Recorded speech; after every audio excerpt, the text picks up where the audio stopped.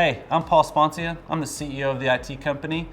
All of our videos are really designed for one thing, to help business leaders understand how to align IT with their business strategy so that they can go further faster. Further faster means make more money and have more fun. That's ultimately what we want you to do. So thanks for stopping by. Thanks for watching. Hope you enjoy.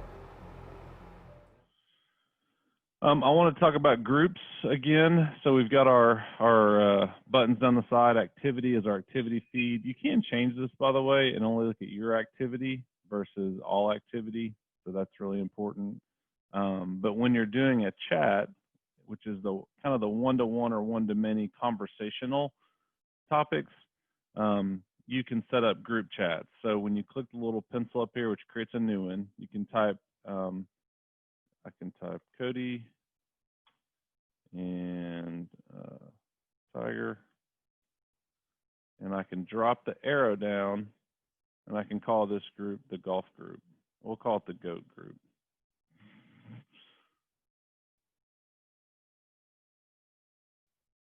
GOAT of golf. The GOATs, since Cody Crowell is one of the greatest of all time too. And then when I start, you're welcome. When I start typing in here,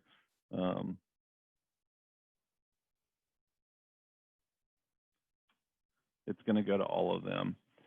The thing I want to just remind everybody about groups again, groups are a great way, or just the chat is a great way to have a conversation. I would be really careful about using it to have topical conversations, because the threads become very, very difficult to follow. That's the idea behind using the teams and the channels in Teams versus actually using the group chats. The group chats or the chat is really like, I need to get a question answered by Cody really quick and I want to ask him a question, or a group of people, I need to get them together really quick to have a discussion. Or if you're using video, you can click the video button right here, and that group, it will call everybody together at one time, and you can have a quick video conference, which is really helpful, or just a teleconference.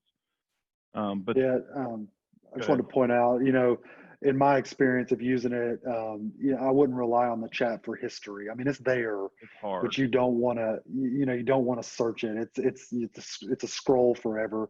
But the search function up at the top on Paul's screen there, you can search through a chat and it'll find stuff. But the threads and the Teams channels are a much better place to organize that information. Yeah.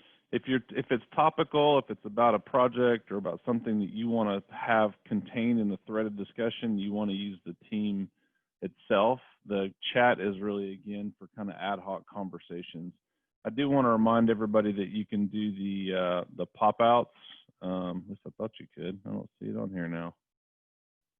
I'm missing something. That's weird.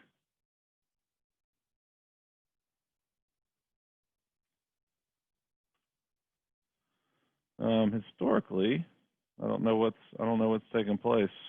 If something happened in our tenant, but normally there's a button here that allows you to pop it out into a separate conversation. So I don't know if something happened in this demo tenant that made it go away. Is yours working, Cody?